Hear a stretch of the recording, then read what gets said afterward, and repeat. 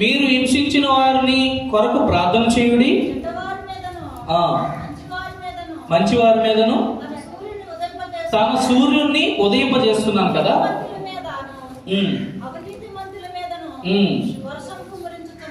దేవుని స్తోత్రం. గట్టిగా చెప్పండి.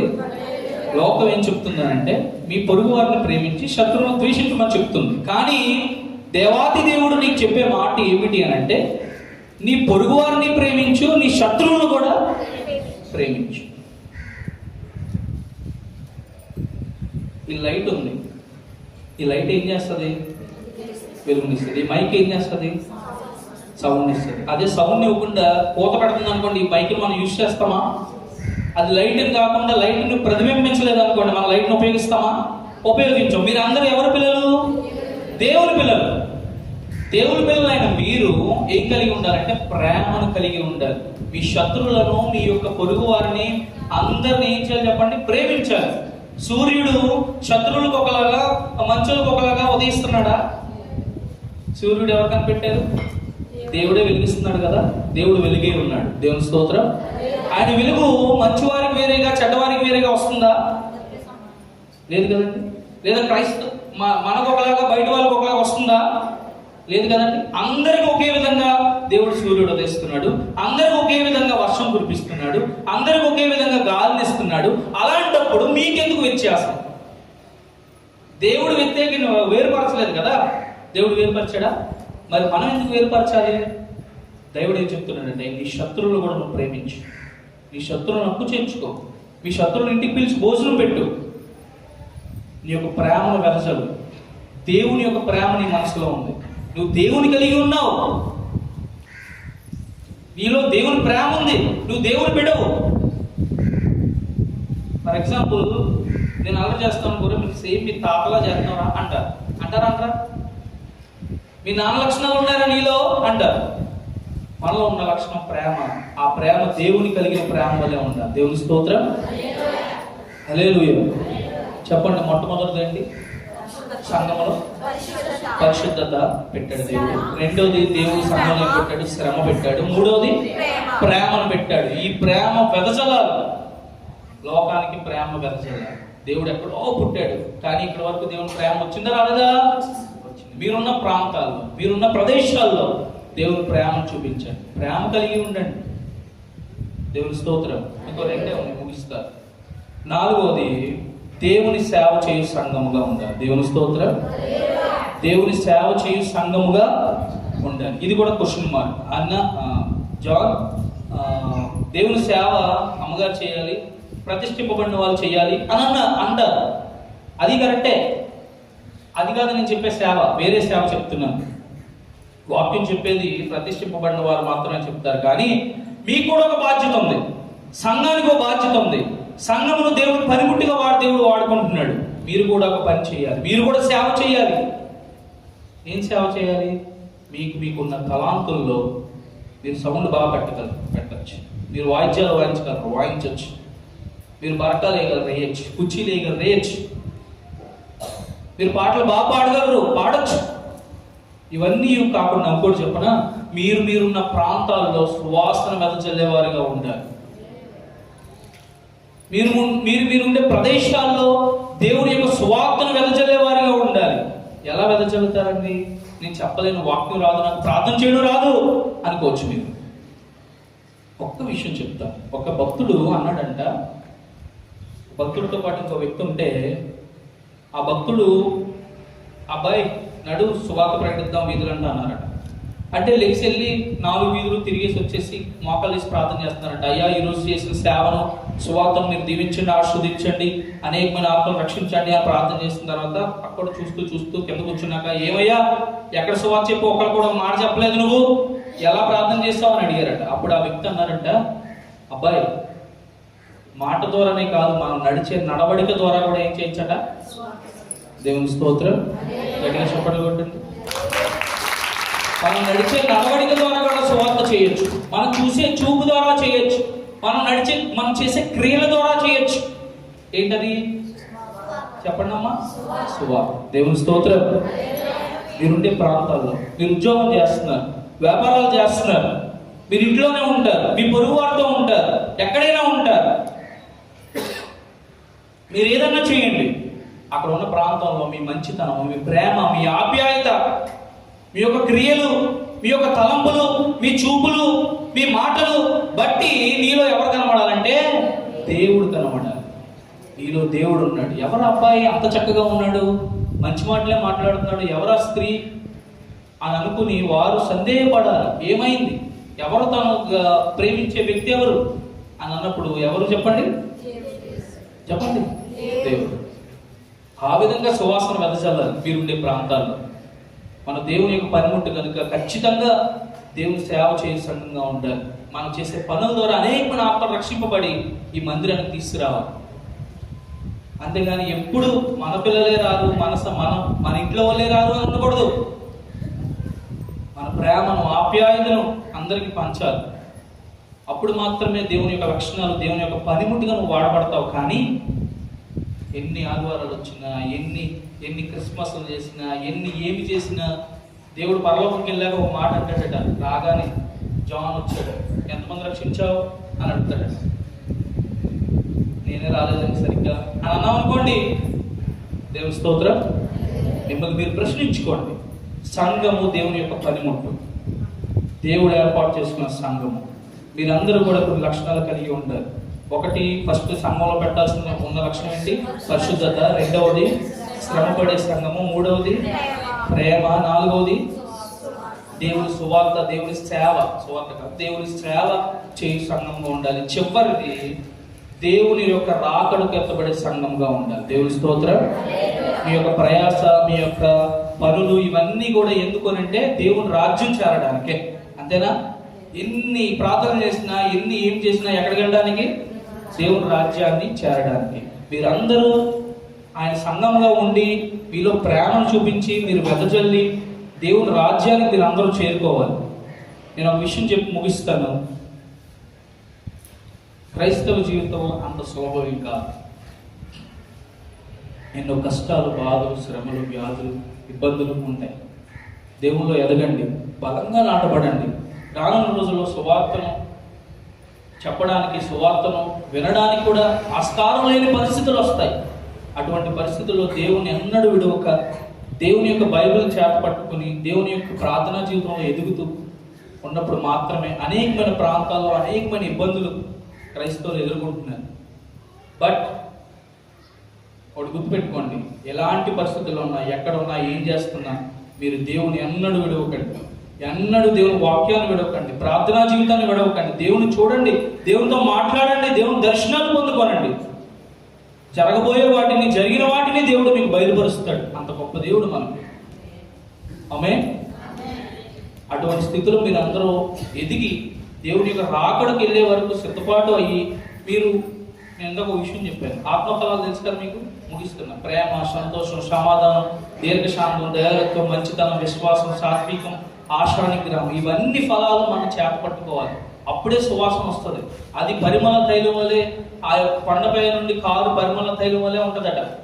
ఏమన్నీ ఉంటే ఆ ఫలాలన్నీ మీరు పట్టుకుని, మీ నడుము కట్టుకుని, మీరు ఉన్న ప్రాంతాల్లో సువాసన వెదజల్లి, ప్రేమను, సంతోషమును, సమాధానమును ఇవన్నీ మీలో ఉన్నప్పుడు మాత్రమే మీరు దేవుని యొక్క బిడ్డలుగా, దేవుని యొక్క క్రైస్తవుల యొక్క పనిముట్టుగా మీరు వాడబడతారు. కానీ మనం ఎంత ప్రార్థన చేసినా, ఎన్ని చేసినా అది వ్యర్థమే. అనేకమైన ఆత్మలను మనం రక్షింపబడలేవాలని చేయకపోతే, మనం జీవించలేకపోతే, ముగిస్తున్నాను. మీరందరూ ఎవరు? దేవుడి సంఘము, దేవుడు కొడుకున్న సంఘము, దేవుడు ఏర్పాటు చేసిన సంఘము, దేవుని యొక్క పనిముట్టు, ఇవన్నీ మీలో దేవుడు కొన్ని లక్షణాలు పెట్టాడు. మొట్టమొదటి పరిశుద్ధత పెట్టాడు, రెండవది శ్రమ పెట్టాడు, మూడవది ప్రేమ పెట్టాడు, నాలుగవది సేవ చేసే సంఘంగా పెట్టాడు, ఐదవది దేవుని రాజ్యము చేరుకునే సంఘంగా మిమ్మల్ని పెట్టాడు. వధువు సంఘము వరుని కొరకు ఎదురు చూచుచున్నది. మీరు ఎక్కడ నుండి రావాలి? పెళ్లి కుమార్తె ఎక్కడ నుండి రావాలి? పెళ్లి కుమారుడు అంతఃపురంలో నుండి, పెళ్లి కుమార్తె గదిలో నుండి సిద్ధపడి రావాలి. మీరందరూ కూడా దేవుని రాజ్యం చేరు పర్యంతము ఇదే ప్రేమను కొనసాగించు అందరూ దేవుని రాజ్యం చేరుకోవాలని కోరుకుంటూ నా మాటలు ముగిస్తున్నాను. దేవుడి మాటలు దీవించి ఆస్వాదించును గాక. మహాదేవుడా, మహోన్నతుడా, అత్యున్నత సింహాసనంపై ఆచరణమైన మా ప్రియ పర్లకు తండ్రిని ఘనమైన శ్రేష్టమైన అద్వితీయ నామమునకు వందనములు. చిన్నవాడిని అనుకుని ఎందుకు పనికిరానటువంటి వాడిని ప్రభు నన్ను ఎన్నుకొని ఈరోజు ఇక్కడ మంచి వాక్యాన్ని నీ మాటలు నా నోటిని నీ బోరగా వాడుకొని మంచి మాటలు అందించిన తండ్రి నీకు వేలాది వందనములు స్తోత్రములు చెల్లించుకుంటూ ఇచ్చిన అవకాశాన్ని బట్టి అమ్మగారికి నా తండ్రి నీ కృపా ఆశీర్వాదము మెండుగా దయచేయండి. ఈ మందిరం బహు సుందరముగా కట్టబడి అనేకమైన ఆత్మలు ఇక్కడికి వచ్చి నివాసం ఉండేలాగా నా సహాయము దయచేసి తోడ ఉండి నడిపించును గాక. అవకాశం ఇచ్చిన అమ్మగారికి సమయం ఎక్కువ తీసుకుంటే నన్ను క్షమించాలని కోరుకుంటూ థ్యాంక్ యూ సో మచ్.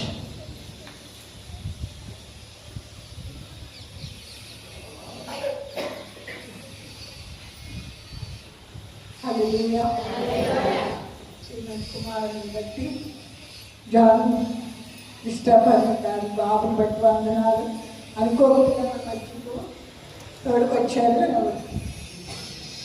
మనకి తెలియకపోయినా గొప్ప పనిలో ఆత్మలాంటి ఉద్యోగం చేస్తేనే దేవుడు మాటలు పంచుకోమన్నప్పుడు నిలబడి పంచుకుని అందరికీ ఆశీర్వాదకరమైన మాటలు తెలియజేశారు. ఆ మాటలు అందరి హృదయాల్లో 30దంతలుగా 60దంతలుగా 100దంతలుగా ఫలించిన దాక ఆ కుమారుని బట్టి అందరం ప్రార్థన చేద్దాం. హల్లెలూయా, హల్లెలూయా.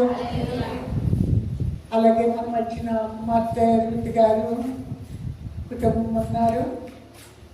చెప్పండి ఒకసారి మైక్ తీసుకెళ్ళండి.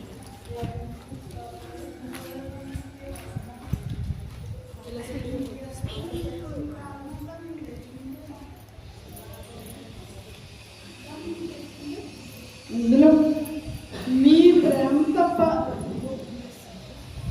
దేవుని దగ్గర మీ ప్రేమని నాకు ఇచ్చారు. దేవుని నేను ప్రేమించి ఎంతో నన్ను జ్ఞాపకం చేసుకున్నా. దేవుడు తిరిగ్గా నిలబెట్టాడు. అందుకని సహోదరులందరికీ వందనం, దేవుడికి వందనం. రేపు కానీ అది ఎల్లుండి మా ఇంటి దగ్గర కూడా పెట్టుకోవాలనుకుంటున్నాను. మా రంగా మీరందరూ రావాలని కోరుకుంటున్నాను. ఒక్కరు కూడా మనీ అందరూ రావాలి ఆడుకుంటున్నాను. దేవుడి కొనాలి, అందరికీ ఉన్నారు. హల్లెలూయా, హల్లెలూయా. మంగళవారం రాత్రి మన కుమార్తె రుతి గారు, బాబు గారు, లక్ష్మీనారాయణ గారు ఆ కుటుంబంలో స్తుతి కూడిక జరగాలి. మన మధ్య అందరికీ తెలుసు కుమార్తె విషయంలో అందరూ ప్రార్థించాము. అద్భుత దేవుడు ఎంతో గొప్ప ఈ భూమి మీద ఉంచాలి అని ఆయన ఆశపడ్డాడు. ఆయన ఉన్నత చిత్తం ఇంకా ఆ కుమార్తె ద్వారా కుటుంబం ద్వారా నెరవేర్చుకోవాలని సజీవ గుంపులో భద్రం చేస్తున్నారు. మరణం తప్పించడం ప్రభు అయిన యెహోవా వశములో ఉంది. ఆయన మరణం నుండి కాపాడాడు. ఆ ప్రశ్న మామూలు ఆ ప్రశ్న కాదు. ఎంతో అద్భుత రీతిగా ఎవ్వరూ చేయించుకోలేనటువంటి వైద్యాన్ని చేయించి ఎన్నో లక్షలు ఖర్చు అయిన దేవుడు సజీవ గుంపులో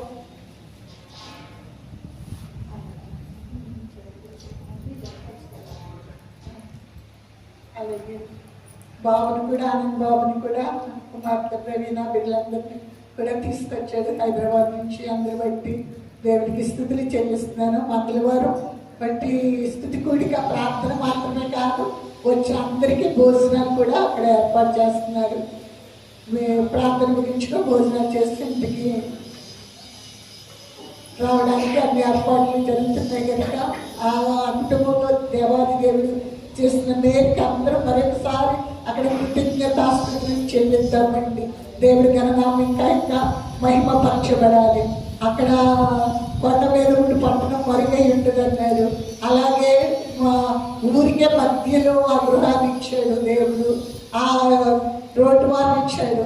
మహిమకరంగా అక్కడ ఇంకా ఆ గృహం ద్వారా కుటుంబం ద్వారా బిడ్డల ద్వారా ఇంకా ఘననామం ఎంతగానో మహిమపరచబడుతుంది. ఈరోజు ఎంతైనా కృతజ్ఞులం దేవునికి. కుమార్తెను సజీవంగా మనం చూస్తున్నాం, వారి నోటి నుండి అద్భుత సాక్ష్యాన్ని విన్నాము. అందరూ బట్టి దేవునికి స్తుతులు. అందరూ పాల్పొందాలి. అందరూ మంగళవారం సాయంకాలం 7 గంటలకి, 7 అంటే ఇంకా ఎక్కువ టైం ఉంటుంది, 6:30 ఆ టైంకి అందరూ ఆ గృహానికి అక్కడికి వస్తే మనమందరం కూడా దేవుని స్థుతించి మహిమ పొందుతామండి. ఆమేన్. దేవుని ఇంతవరకు వాక్య భాగాలు మనం విన్నామండి. ఎంత కావాలో అంత అందించబడింది. అందుని బట్టి దేవాది దేవుడికి స్తుతులు చెల్లిస్తున్నాను. ముందుగా సాక్ష్యంలో మనం చెప్పుకున్న రీతిగా దేవుని వాక్యము ఏం తెలియజేస్తుందండి? నమ్ముట నీ వలనైతే నమ్మువానికి సమస్తము సాధ్యమే. నమ్ముట నీ వలనైతే ఏంటంట? నమ్ముట నీ వలనైతే. ఎంత గొప్ప దేవుడు, ఎంత గొప్ప వాగ్దానము, ఎంత గొప్ప మాట తెలియజేస్తున్నాడు. ఎందుకంటే దేవుడికి అసాధ్యం అన్నది ఏదీ లేదు. అన్నీ ఆయనకి సాధ్యమే. ఏదైనా చేయగలడు, ఏదైనా చేయగలదని మనం పాడుతున్నాం. ఆయన ఏదైనా చేయగలడు, ఆయనకు అసాధ్యమైనది లేదు. కానీ మేము అనుకున్నట్లుగా అందరి జీవితాల్లో జరగడం లేదు, మేము ప్రార్థిస్తున్నాం జరగడం లేదు అని అనేక మందికి అనేక విధాలైన ఆలోచనలు, ప్రశ్నలు కలుగుతున్నాయి. దేవుడు ఏం చెప్తున్నాడంటే నీవు నమ్మాలి అంటున్నాడు. నువ్వు ప్రార్థించడం ఒక్కటే కాదు చేయవలసింది, నువ్వేం చేయాలి అంటున్నాడు? నమ్మాలి. నమ్మాలి. నువ్వు ఏదైతే ప్రార్థిస్తున్నావో, నువ్వేదైతే మనం అడగడం, ప్రార్థించడం అంటే దేవునితో మాట్లాడడం, దేవునికి మనం విన్నపాలు తెలియచెప్పడం. వాక్యం ద్వారా ఆయన మనతో మాట్లాడతాడు, ప్రార్థన ద్వారా ఆయనకి తెలియపరుస్తాం. మనము ఆయనకి చెప్తున్నాం, మనం ఏదైతే విన్నవిస్తున్నామో, ఏదైతే తెలియచేస్తున్నామో ఆ విషయాన్ని ఆయన చేయగలడు అనే నమ్మకంతో మనం ఏం చేయాలి? ప్రార్థించాలి. నమ్ముట నీ వలనైతే నమ్మువానికి సమస్తము సాధ్యమే. సమస్తము సాధ్యమే. అసాధ్యం అన్నది లేనే లేదు. అసాధ్యం అన్నది లేనే లేదు. నేను సర్వశక్తులకు దేవుడను, నాకు అసాధ్యమైనది ఏదైనా కలదా అంటున్నాడు. ఆయన సర్వశక్తి గల దేవుడు, ఆయనకు అసాధ్యమైనది ఏమీ లేదు. నమ్మాలి అంటున్నాడు. మీరు ప్రార్థించినప్పుడల్లా అడుగు వాటినల్లా పొంది ఉన్నామని నమ్మండి. అవి నిశ్చయంగా మీకు ఏం చేయబడతాయి? అనుగ్రహించబడతాయి. ఎన్ని శుభకరమైన వాగ్దానాలని దేవాది దేవుడు తన పిల్లలకు అనుగ్రహించినాడో. తన పిల్లలు ఎంతో ఉన్నతమైన స్థితిలో ఉండాలి. అందరిలో నా పిల్లలు ప్రత్యేకంగా కనబడాలి. ఏ ఒక్క తల్లిదండ్రులైనా తమ పిల్లల గురించి ఉన్నతమైన ఆలోచనలు కలిగి ఉంటారు. మా పిల్లలు ప్రత్యేకంగా ఉండాలి, వారికి ఏ ఇబ్బంది, ఏ యాతన ఉండకూడదు, వారికి అందరూ సమకూర్చి పెట్టాలి. అంటే నేను కష్టపడాలి, కుటుంబం తల్లిదండ్రులు కష్టపడాలి, ఆ తల్లి కష్టపడి వంట చేసి అన్ని ఆ సర్ది పెట్టాలి, తండ్రి ఈ కష్టార్జితాన్ని గృహంలో పెట్టాలి. కనుక తన పిల్లల క్షేమం కోసం, తమ పిల్లల యొక్క ఉన్నతమైన భవిష్యత్ కోసం తల్లిదండ్రులు ఏదైనా చేస్తారు, కష్టపడతారు. వారికున్న పొజిషన్ కంటే తన పిల్లలు ఇంకా ఉన్నతమైన స్థానంలో ఉండాలి అని ఆశపడుతూ ఉంటారు. ఎందుకంటే ఆ తల్లిదండ్రుల యొక్క కోరిక అది. అందుకే ఆ పిల్లలంతా ప్రత్యేకంగా పెంచగలుగుతారు, ఎంత శ్రద్ధ తీసుకోగలుగుతారు. ఎందుకంటే తమ పిల్లలు తమలో నుండి వారి యొక్క జీవము ఆ బిడ్డల్లో ప్రవహిస్తుంది. కనుక వారిని బట్టి అంత శ్రద్ధ. ప్రేమలో తండ్రికి కూడా తన పిల్లల పట్ల అదే ఉద్దేశం ఉన్నది. అంత ప్రత్యేకంగా తన పిల్లలు ఉండాలి అని ఆయన కోరుకుంటున్నాడు. తన పిల్లలకి ఏదైనా చెయ్యాలి. ఎందుకంటే ఈ సర్వ సృష్టిని చేసినప్పుడు దేవుడు ఇద్దరిని సృష్టి అంతటినీ చేశాడు. 6వ దినాన్ని నేలబట్టితో మనం తీసుకుని రూపాన్ని తీసి ఆయన జీవాన్ని వారిలో ఊది ఆది తల్లిదండ్రులని సిద్ధపరిచాడు. మొదట ఆదాముని చేస్తాడు, ఆదాము ఎముకని తీస్తే స్త్రీనిగా చేసి తల్లిని చేస్తాడు. ఆయన ఇద్దరిలో ఆయన జీవాన్ని ఊదాడు. మొదట వారిద్దరూ ఈ భూమి మీద పెట్టినప్పుడు, ఈ సృష్టి ఇప్పుడు ఏదైతే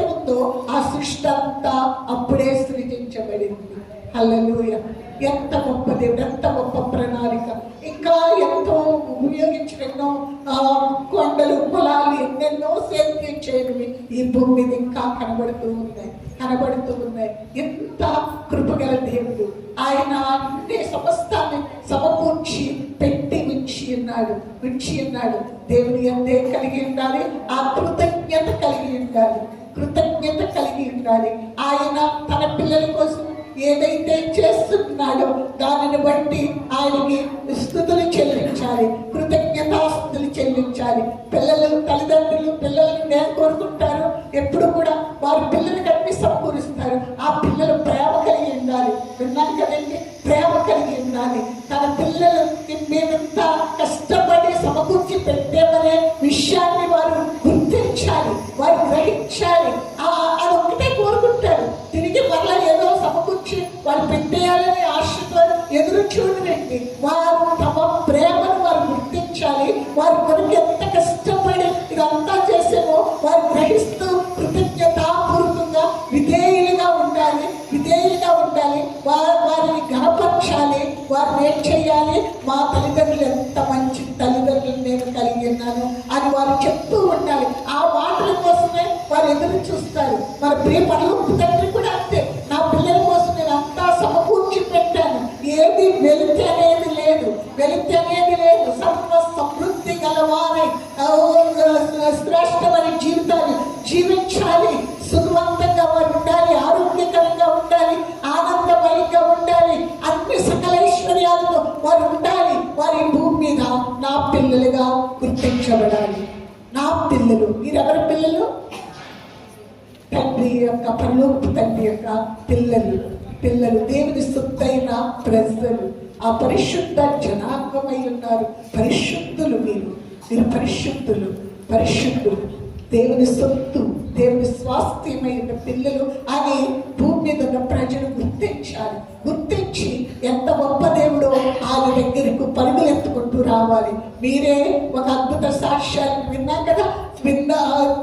అనుసరించే వారందరూ ఇంకా దేవుని తెలియని ప్రజలకు మార్గదర్శకంగా ఉన్నారు. కనుక దేవుని వాక్యం తెలియజేస్తుందంటే నమ్మాలి. ఆయన మాటను ఏం చేయాలి? నమ్మాలి.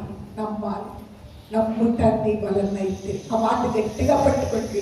ఈ సంవత్సర కాలంలో నమ్ముట నా వలనైతే నాకు సాధ్యమన్నది ఏది లేదు. నా దేవుడు ఎంత గొప్ప దేవుడు అంటే, నాకున్న సమస్యల కంటే, నాకున్న రోగాల కంటే, నాకున్న దరిద్రత కంటే, నాకున్న ప్రతి పరిస్థితి కంటే, ప్రతి వ్యతిరేకత కంటే నా దేవుడు గొప్పవాడు. ఇది ఆయన దృష్టిలో అసాధ్యం కాదు. ఆయన అది తొలగించడానికి ఆయనకి ఏమి కష్టతరం కాదు. నేను నమ్మితే చాలు మహిమను చూస్తాను. నేను నమ్మాలి ఆయన మాటను. ఎంతైతే నమ్మితే అంతా దేవునికి ఏంటంటే మహిమను అనుభవించగలుగుతాము. దేవుని వాక్యం ఏదైనా అంతే. మన జీవితాల్లో, వ్యక్తిగత జీవితాల్లో, ప్రతి కుటుంబాల్లో జరిగే పోరాటాల ఒత్తిడిలో మనం ఏది నమ్ముతున్నాం? దేవుని మాటకు నమ్ముతున్నామా? బాహ్యమైన పరిస్థితులను నమ్ముతున్నామా? మనకు వచ్చే పోరాటాల్లో ఇది సాధ్యం కాదు, ఇది నుండి బయటపడడము సులభం కాదు. నాకున్న పరిస్థితులు, నాకున్న అప్పులు, నాకున్న రోగము, నాకున్న ఈ పోరాటాలు, వీటి నుండి బయటపడడము అసాధ్యము అనే తలంపులతోంటే అసాధ్యంగానే మిగిలిపోతుంది. దేవుని దృష్టిలో చాలా స్వల్పము. నా దేవుడు గొప్ప దేవుడు. నా దేవుడు ఏదైనా చేయగలను. ఈ పరిస్థితులను నేను అధిగమించగలను. ఆ వ్యతిరేకత నామంలో తొలగిపోతుంది. నేను దేవుని మాటకి నేను విధేయుడై ఉంటాను. అవును, ప్రార్థన చేయడమే కాదు, ప్రార్థన చేయడం మాత్రమే కాదు, ప్రార్థన ఎంత చేసినా దేవుని మాటను ఆచరించకపోతే ఏ కార్యం మన జీవితాల్లో చూడలేమండి. దేవుని మాటను అనుసరించి పాటించినప్పుడు మాత్రమే, ఆ మాటకు, ఆ వాక్కుకు విధేయత చూపించినప్పుడు మాత్రమే మనము విజయాన్ని చూడగలుగుతాం. మనం ప్రార్థిస్తూ సమయం అంతా అయిపోతే ఆ బాల్య వయసు, ఎవరి వయసు, వృద్ధాప్యం అంతే. ఈ భూమిని విడిచి పెట్టవలసిన దినము ఒకటి వస్తుంది, అలాగే మిగిలిపోతుంది. మన హృదయాంతరంగాలు దేవుడు ఏం చెప్తున్నాడు? ఈ వాక్కుకు విధేయత చూపించాలి. నీ పొరుగు వారిని ప్రేమించు. వాళ్ళ ఎందుకు ద్వేషం ఉంది, నిన్ను బాధ పెట్టారు. నువ్వు ఆ ద్వేషాన్ని విడిచిపెట్టి నా ప్రేమను కనపరిచిన దేవుడు చెప్తున్నాడు కనుక ఆ ద్వేషాన్ని విడిచిపెట్టి ఆ ప్రేమను కనపరిచినట్లయితే అక్కడ ఇక నువ్వు ప్రార్థన చేయవలసిన అవసరత లేదు. ఎందుకంటే దానికి జవాబు వచ్చేస్తుంది కనుక, నువ్వు అడిగే దానికి జవాబు వచ్చేస్తుంది. ఎందుకంటే ఆ మాటను నువ్వు పాటించవు కనుక. ఆ మాటను పాటించకుండా ఎంత ప్రార్థన చేసినా ఈ హృదయాంతరంగంలో ఉన్న ఆ ద్వేష చల్లారదు. ఈ మానసిక ఒత్తిడిలు తప్పవు, అనుభవించవలసిందే. ఒక్క క్షణికములో పోగొట్టుకోవలసినవి ఎన్నో సంవత్సరాలు వాటితోటే ఈ కాలం అంతా గడిచిపోతూ ఉంటుంది. అలాగ ఉండకూడదని దేవుడు తెలియజేస్తున్నాడు. ఈ 2026 సంవత్సరము ఒక్కొక్కరి జీవితాల్లో ప్రత్యేకంగా ఉండాలి. దేవుడు ఎన్నో గొప్ప కార్యాలు చేయడానికి ఎదురు చూస్తున్నాడు. ఆల్రెడీ అన్ని చేసి పెట్టించాడు. దానిలో మీరు దానిని అనుభవించాలి అని కోరుకుంటున్నాడు. ముఖ్యంగా దేవుని కోరుకుంటున్నాడండి, మీ నుండి దేవుని రాజ్యము విస్తరించబడాలి. లోకంలో నాశనానికి వెళ్ళిపోయే ప్రజలు కాపాడబడాలి. ఆత్మీయ శాశ్వతమైంది. మనము శరీరానికి ఎంతో ప్రాధాన్యతనిస్తూ శరీరమే అసలైన జీవితం అనుకుంటున్నాం. లోపల ఉన్న ఆత్మే అసలైన జీవితం. ఆత్మయే ఏమంటున్నాడు? శాశ్వతమైంది. ఆత్మయే జీవింపచేసేది. శరీరము కేవలము నిష్ప్రయోజనమైనది. ఇది కొంతకాలమే ఉంటుంది. ఒక ఉద్దేశంతో ఈ శరీరాన్ని అమర్చేది. ఆత్మకు ఏంటంటే ఈ ఆత్మ దేహము దేవునికి ఏమైంది? ఆలయమైంది. దేవుడు నివసించడానికి ఈ దేహాన్ని సిద్ధం చేసుకుని ఉన్నాడు. మీలో ఉన్నవాడు లోకములో ఉన్నవారి కంటే గొప్పవాడు. మీలో ఉన్నవాడు లోకములో ఉన్నవారి కంటే గొప్పవాడు. గొప్ప శక్తివంతుడు ఎక్కడో లేడు, లోపల ఉన్నాడు. ఆయన హృదయాంతరంగంలో ఉన్నాడు. ఆయన ఆత్మ మన ఆత్మ ఏకమై ఉండాలి అని దేవుని వాక్యం తెలియజేస్తుంది. నేను మీతో చెప్పుతున్న మాటలు ఆత్మయు జీవమునై ఉన్నది. ఈ వాక్కు జీవము ఆత్మయింది. మన ఆత్మతో ఆయన ఆత్మ ఏకమైనప్పుడు శక్తి కార్యాలు ఎవ్వరూ చేయలేని అసాధ్యమైన కార్యాలు జరిగిస్తాడు. ఆయన మహిమ పొందుకోవడానికి, ఆయన మహిమను పొందుకునే దేవుడు మీలో నుండి నేను పని చేస్తానంటున్నాడు. ఈ శరీరాలను ఉపయోగించుకుని దేవుడు మన ఆత్మ ద్వారా ఈ శరీరాలను వాడుకొని గొప్ప కార్యాలు చేస్తాడు. ఎప్పుడు విననటువంటి నూతన విషయాలను మనకు వింటాము. అలాగే చేయడానికి ఆయన ఆతురపడుచున్నాడు. నేను సెలవిచ్చిన మాట నెరవేర్చడానికి ఆతురపడుచున్నాను అంటున్నాడు. ఆయన ఆతురపడుచున్న దేవుడు. మనము దానికి అంగీకారము తెలుపాలి. మనము ఆ మాటను అంగీకరించాలి. మనము నమ్మాలి. నమ్మినట్లయితే దేవుడు తన కార్యాలు నెరవేరుస్తాడు. ఎవ్వరూ నిరాశాపూరితంగా ఉండొద్దు. మనం ఎంత ఆయన నమ్మదగిన వాడు. ఆయన ఎంతైనా నమ్మదగిన దేవుడై ఉన్నాడు. శత్రువు అబద్ధాలు చెప్తా ఉంటాడు. వాడు అబద్ధికుడు, అబద్ధానికి జనకుడై ఉన్నాడు. ఆయన మాటను నమ్మనవుడు. ఆది నుండి కూడా సృష్టి ఆరంభం నుండి ఇదే ప్రశ్న కొనసాగుతూ ఉంది. ఇది నిజమా అంటున్నాడు. ఆది తల్లిదండ్రుల దగ్గరికి వెళ్ళి ఈ తోట చెట్ల పండ్లు ఏదైనా తినొద్దని తండ్రి చెప్పాడు అంటున్నాడు. అవును, తినొద్దంటే తింటే చచ్చిపోతారని చెప్పిందా? చావునే చావుడు. మీరు చావుడు. మీ కళ్ళు తెరవబడతాయి ఈ పండ్లు తింటేని. దేవతలైపోతారు అంటున్నాడు. అప్పటికే వాళ్ళు దేవుని స్వరూపంలో ఉన్నారు. దేవునిలాగా ఉన్నారు. దేవునిలాగా ఆలోచిస్తున్నారు. దేవునిలాగా మాట్లాడుతున్నారు. కానీ ఎప్పుడైతే ఆ శత్రువు చెప్పిన మాటకు విధేయత చూపించారో, దేవుని మాటను ఎప్పుడైతే తిరస్కరించారో వారిలోనికి పాపము ప్రవేశించబడింది. వారు నిజంగా ఏమైపోయారు? దేవునికి దూరం ముస్తరైపోయారు. అంధకారం సాతాను యొక్క ఏలుబడి క్రిందకు వచ్చారు. దేవుని అధికారం ఉంది. అది సహించలేని తండ్రి మరలా ఈ భూమి మీదకి వాక్కై ఉన్న దేవుని శరీరాన్ని వచ్చి మన మధ్య ఏదైతే కోల్పోయామో అది మరలా మనకి సమకూర్చడానికి ఆయన శిక్షా విధులంతటినీ భరించి, ఎంత శిక్ష మాటలతో వివరించలేమండి. అంతగా ప్రేమిస్తున్నాడో మనం ఆలోచించాలి. దేవుడు లోకమును ఎంతో ప్రేమించాడు. ఆస్తులు లేవు, ఎల్లలు లేవు. అలాంటి ప్రేమతో ప్రేమించి తన ప్రాణాన్ని ప్రతిష్ఠించి ఉన్నాడు. మన ప్రాణాన్ని ప్రతిష్ఠించి ఉన్నాడు. మనం దేనికైతే చేరుకోలేమో దానిని మరలా మనకి అనుగ్రహించడానికి, మన సమాధానార్థమైన శిక్షను ఆయన భరించి తండ్రితో మనల్ని ఏం చేశాడు? కుమారుడు సమాధానపరిచాడు.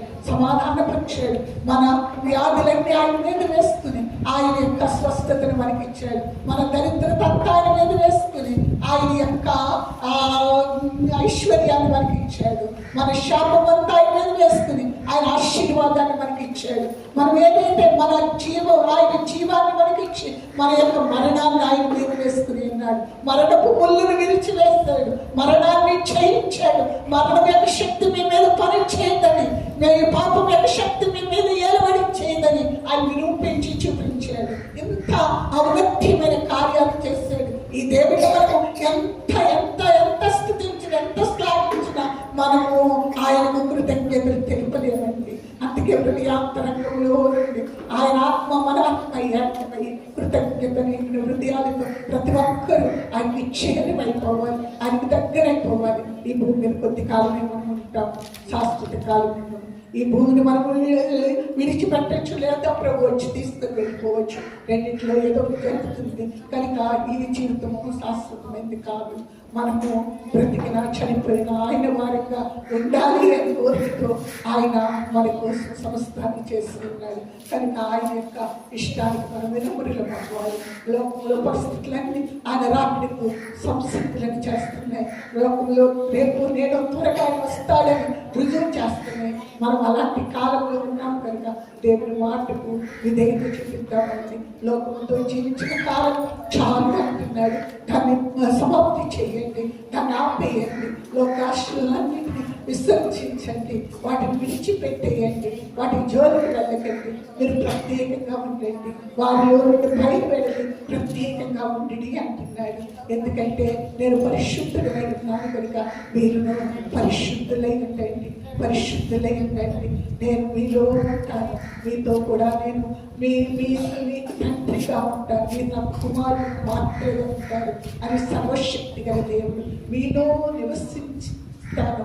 అంతేకాదు మీతో సంచరిస్తాను. మీరు ఎక్కడికి వెళ్తే అక్కడికి నేను మీతో వస్తాను, మీరు ఎక్కడ కూర్చుంటే అక్కడ మీతో కూర్చుంటాను. ఆ ఆలోచన, ఆ ఉనికిని మీరు గుర్తిస్తూ ఉండాలి. నాలో దేవుడు ఉన్నాడు, ఆయన సమస్తాన్ని గమనిస్తున్నాడు. ఆయనకి ఇష్టమైన కుమార్తెగా, ఆయనకి ఇష్టమైన కుమారుడిగా నేను ఉండాలి అనే కోరికతో నింపబడినట్లయితే ఆ పిల్లలను దేవుడు వాడుకొని ఈ భూమి మీద ఆయన ఘననామం మహిమపరచబడడానికి, భూమి మీద చిత్తం నెరవేర్చబడడానికి, ఆయన రాజ్యం విస్తరించబడడానికి, అలాంటి బిడ్డలందరినీ వాడుకోవడానికి ఆయన ఎదురు చూస్తున్నాడు. కనుక అలాంటి కృపతో అందరూ నింపబడుదురుగాక. ఆమేన్. ప్రార్థన చేస్తున్నాం. గ్లోరీ జీసస్, హల్లెలూయా. అత్యంత కృపగల తండ్రి నీకు వందనాలు, స్తోత్రాలు. అద్భుతాల దేవుడిని సజీవుడు ఆయన, నీ మాతో ఉన్నావు. ఇప్పుడు తన శక్తిని బట్టి, నీ బలమును బట్టి వందనాలు. ఇంతవరకు మీరు నడిపించిన విధానాన్ని బట్టి వందనాలు, వందనాలు, వందనాలు. నీ పనిలో వాడుతున్న ప్రతి కుమార్తెను బట్టి, ప్రతి కుమారుని బట్టి నీకు నిండు వందనాలు, స్తోత్రాలు. ప్రత్యేకంగా మా వద్దకు తీసుకొచ్చి వాడుకున్న కుమారుడు బాబు నాయన జాన్ క్రిస్టఫర్ గారిని బట్టి వందనాలు. బిడ్డలని రక్షించిన విధానాన్ని బట్టి వందనాలు. వారికి ఇచ్చిన నాయన తండ్రికి వందనాలు, వందనాలు అయ్యా. ఈ భూమి మీద ఆ ఉద్యోగం, ఆ పదవిని బట్టి, గౌరవాన్ని బట్టి, ఆ మహిమని బట్టి వందనాలు, వందనాలు, వందనాలు, వందనాలు, వందనాలు, వందనాలు, వందనాలు. నిన్ను కలిగి నీ స్వార్థను వ్యాప్తి చేయడానికి, ప్రకటన చేయడానికి కుమారునికి ఇచ్చిన తలాంతులను బట్టి, సామర్థ్యాన్ని బట్టి వందనాలు, వందనాలు. శారీరకంగా, ఆత్మీయంగా అన్ని విషయాల్లో వర్ధిల్లడానికి నువ్వు ఇచ్చిన కృపను బట్టి వందనాలు. ఇంకా వాడుకోనండి, ఇంకా వెళ్ళి ప్రతి స్థలంలో గొప్ప సాక్షులుగా వాడుకొని నీ గణనామం నాయన మహిమపరచబడాలి నాయన. ఈ ప్రాంతాలన్నీ కూడా కుమారుని సాక్ష్యము వ్యాప్తి చెందబడాలి.